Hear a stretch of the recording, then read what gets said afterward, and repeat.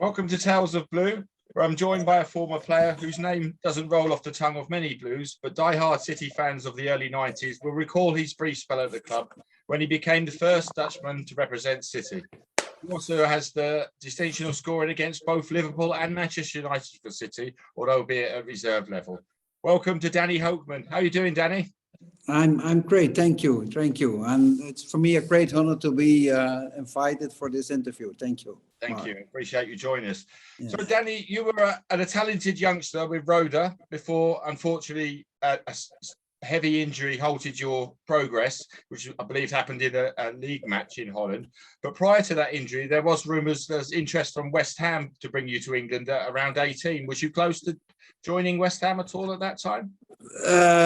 That's true. I'm honestly to say I signed a 3-year contract at that time, and I think I was 19 years old for that. And West Ham was in that time one of the top teams in the first division at that time. They call it now the Premier League. So I signed with the manager John Lyall. He visited us in my hometown in Nijmegen in Holland, and we agreed for a 3-year contract. Unfortunately, when the time was coming to go, I feel not so comfortable to leave my country on my own, my hometown, and to live in for me a very big city as London. Sure. At that moment. So that I decided I feel me very young, and they promised me a great future, and I choose for that moment, and nobody could understand that, honestly, that I still want to stay NEC Nijmegen, NEC Nijmegen for foreign people. We call it always NEC. And that was the reason that I didn't went to West Ham. So you were very close to coming to England. So following your injury, you battle back to fitness, and you find yourself heading to Manchester in 1991 to link up with Peter Reid's Man City side. How did that move about come, Danny? And was it originally a trial period you came for, or was it a loan from your Dutch side? No, it was, first of all, I have to say that I was very satisfied that I got a new opportunity to play in the Premier League. Because not so after that I didn't go to West Ham. 1 year later, I get a very big injury. I had a recovery rehabilitation for 1.5 years, and the doctor told me in the beginning from, no, you don't think about professional football. You just start to work and see what how far you can come. So I was very happy that I got a new opportunity. Sure. First to go for 2 weeks trial for Man City, because when they start to negotiate with my club, and that period was at the FC Den Haag, now they call it ADO Den Haag. They want to see how was my fitness, how was my knee, of course. Sure. So I did a 2 weeks trial, and after 2 weeks, they want to make an agreement with the club. They told me in that time for first a loan, and then with an option to buy. And that was the situation that I could another opportunity. I was very happy that I could play for a big club like Man City. So what were your first impressions of City, Main Road and Manchester during them? Yeah, it was for me amazing because for everybody player is to play football in England with the crowds, with a lot of fans, where the atmosphere is huge. So and especially for me, and I've still the feeling. A couple of years ago, I visited a game with the new Emirates Stadium. But Main Road is for me the club Man City, and so that was it was an amazing period, amazing experience with the lovely club, and then at that time they did very well, because it was not the club after now. That's of course, that's of course it's totally different issue, but they play still a first division Premier League, and they did well, because I think in that season. They end in the subtop. They plays 5 or 6. I can't remember that, or something else. It was a great club with great players, and with Peter Reid as player manager. So could you understand Peter Reid when he spoke to you? I think Yeah, Scouse Peter accent. was not so, but that's special in England. The player manager is yeah. He said some words, and he was not talking a lot. The big difference with Holland was for me very strange, because before the game, I can never. In Holland, we have always 30 minutes a tactical meeting before the game. You know, a tactical plan, how we want to play, what we want to do, what they do the opponent. But probably at this, in that time, especially for Peter Reid, we never had a tactical meeting before the game. I can still remember that, because it was for me very, very, yeah, strange or special. And they said, oh, okay, boys, do your best, enjoy the game, go on. And he put the first 11 on the board, and it works. So it was totally different, but with Dutch football. Sure. And for me, it was really curious. And so, what's happened? What's going on here?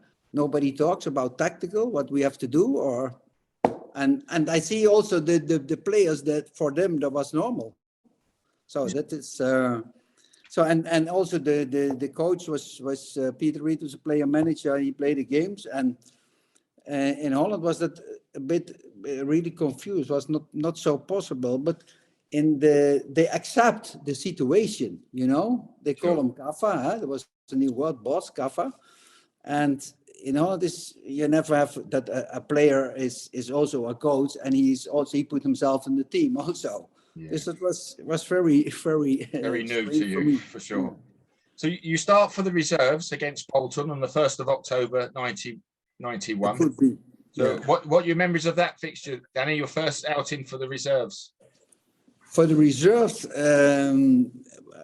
what you tell me it's new. I didn't know that. I can't remember anything for that. I only the main thing what I really can remember was my substitute in the game from the first team at Notts County. That was just 5 days after that first reserve. Probably yes, and you were with the first team squad. Why I can remember that, because the pace in the game was unbelievable for Dutch player.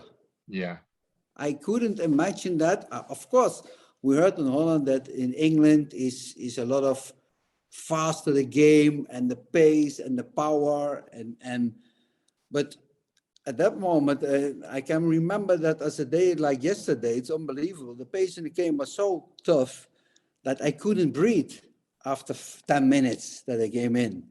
And if you know, I was a player who wanted always the ball and to do something creative with the ball. But in that moment that I get the ball, my legs were so so tired that I couldn't do anything. It was the pace of the game was so different. And it took me maybe 2-3 months that I could add to the pace of the game from English football, and that is the thing what impressed me a lot. So you remember the fixture, obviously, Danny. City win 3-1. You and Clive Allen come off the bench that afternoon. Yeah, and I can remember that I was so unlucky because I could score the goal. Yeah, I scored the goal with my right foot, but the referee came for the handball, you know. But it's if you wait to do the whistles 1 second, because then you get the advantage for the player. Normally, sure. I scored after 5 minutes. Yes, that was the rules then. But I think now you would have had a debut goal. Speaking now, but the rules are obviously different. Yes, sure. So who were the characters around the dressing room, Danny? Who were the main big characters, sort of the laughers, the jokers, or the more serious ones in the changing room or in around the training pitch? Oh, it's difficult, hard to say, because my experience I can compare more with the dressing room with Holland. In Holland is especially before the game I see the big difference between the English players and the Dutch players, especially before the game, because before the game I told you already we have a tactical meeting before. Sure. Then it is more silence, more stressful probably, and before the game they were very relaxed. They were joking, talking. They were even they put money on gambling, in a good way, in a good way. Yeah, not sure. not for, But it was all out. For me, it was strange. How is it possible? 1 hour before the game, they were joking. Some players went really in bath. And somebody did a small warming up. Somebody goes out for the warming up. Somebody stays in. They do what they want.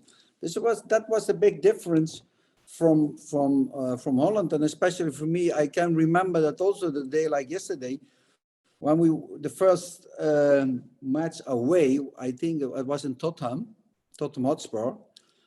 And normally in Holland, 30 minutes before the game, we go with the total group, we go to the pitch, we do our warming up. And then I was sitting and waiting for that, but nobody went out. And what I have to do now. And I prepare my own preparation like I usually, and then I went to the pitch, but I was on my own on the pitch to do the warming up. That was also a very strange experience. And the coach of the manager in that way, Peter Reid, in Holland was more structure and more stressful and more value to do a great preparation. But the big thing, when the whistle starts in England, then the players, they be there. They're ready to play. And that was for me a really big difference. Sure. So where did you stay in Manchester, Danny? You're still a relatively young man at that time. Did the club put you up or you were in? Yeah, they put me in quite nice hotel, and they gave me quite nice car. Only the wheel on the other side. This was also another experience, when the wheel was on the right side, not on the left side. And they put me in Copton Hotel. And was surprised because it's very close to to Man United, right. Copton Hotel. So that was they put me in a Copton Hotel, and then some players picked me up in the beginning because for the way, and later on I could drive with the car and even with the right wheel. It is easy when cars is in front of you, then it is easy. But if you are alone on the way, then it's more difficult. Sure. So you replaced Mike Sherrin during a home League Cup tie with Queen's Park Rangers, which was at Main Road. So what do you remember of that, Danny, playing under the Main Road, under the floodlights, a night game? For that game, not so much. I think it was a draw or something else. It was a draw, yeah. Yeah, it was a draw. And what I remember from Main Road, for me, was an amazing stadium, a typical English football stadium, close to the field, a lot of fans, a lot of noise. And especially when you came out of the dugout, the fans were cheering you and want to touch every player. That was also a big difference in Holland, and also the fans and they are more respectful to a football player. Yeah. So that was really. The Rangers games proves to be your final involvement with the first team, although you were on the bench the following week at Southampton. Did you have much conversations about securing a contract, Danny, with the club? Was there a formal offer at all? At that time, you mean? Yes. Yeah, that was the situation. I think it was after a game, after also a cup game, after Chester or something else. Mm-hmm. After Chester, and then they want to open or to use the option. And I don't know exactly what happened, why they didn't wait for 1 week or 2 weeks more. Only what I can remember, and that was very sad for me because I think it was in a friendly game on Anfield or something else. I make a tackle and I twist my knee again. There was happened something with my knee, and I make a tackle and something went wrong. And then I went to the doctor from Man City or the hospital, and they make some X-rays. And after that, they didn't use me anymore. Okay, I mean, you're at City for a little while longer. You play 8 or 9 games for reserves. You score against Manchester United, although we're on the wrong end of a big defeat that day. But you also score the winner in a 1-0 victory over Liverpool for the reserves. Do you remember that goal and game, Danny? No, both. I didn't. No, really. I didn't know that. Especially that I scored in the reserve from Liverpool. I'm very surprised for that. No. I know that. No, I can't remember that. Unbelievable. Normally, you can remember goals. Yes. Sorry for that. Well, So, the records. I know I can be, because that's probably because after one match, what was very, I don't want to tell you, because they make an X-ray for my knee, and after that they quit with me, and the way how they quit me was very tough, very hard, because they didn't speak anymore, and they kicked me out, like yeah, not present anymore, and that was really hard for me, because I was really crying on my hotel room for that. Yeah. Because for me was a dream coming true again after a big period from rehabilitation for 1.5 years. I never had dreams that I could reach that level again. Sure. So I was very proud of me that I could have another opportunity and reach that level again. Only it was a tough situation that they. Yeah, I can understand that, because the football business is hard. Yes, because they think English and football, honestly, even more I so have to back say, then, was because very. I have to say, Mark, when I was playing and training, every day after the match or training, I went to my hotel room, and I have to rest for 2 or 3 hours with a sack ice on my knee. Yeah. And I told my wife that unbelievable. If I have to play here for 2 or 3 years, what the option is, no contract, I think I can make it for that, because I need every day recover for 2 or 3 hours, and then I can move again. But I couldn't speak with anybody about that, of course. I have to hide that, because that that renewed my opportunities for Man City. And after that, a manager for me, Mike Morris, maybe you know him, because after that, Mike Morrison was my manager. Have you heard about him? No, sorry, go on. No, he was a big manager. He also did the transfer from Jaap Stam from Man United to Lazio Roma. So, and he brought me to Southampton also on loan for the half year. But I didn't play there. I was only injured there. That was a horrible time. I feel very sad for the club there. I couldn't show anything, and it was only an injury time. This was after that I went back to Holland, and for me was Holland much easier, because the pace in the game is much different. Everybody knows that, and I could manage my training sessions and play, because that I couldn't handle for 50% during the week and give 100% for matches. That's why I couldn't still play for a couple of years more. But there's always to do with the pace in the game. Yeah. So I know it was a brief spell in Manchester, Danny, and with Manchester City, but how do you look back now and to say you spent time as a Manchester City player? I'm still proud of that, because it was an amazing time with amazing players, with very good players. You talk about Clive Allen, one of the best finishers from England. You talk about Mike Sherman, a young talentful player. Striker Niall Quinn was there. Tony Cotton, goalkeeper. Adrian Heath. A lot of players, and I know also that I am more an unknown player for Man City. Was if people know my background, and if people all over the world where I have worked also as a football coach, and they know that you are part of Man City Football Club, you get a lot of respect. You see that the club, and it's not because now Sheikh Mansour is the big man there, but also before, because you see all over the world, if you can play in England, people love that, and they give you a lot of respect. With English football, especially the Premier League, having huge, amazing exposure all over the world.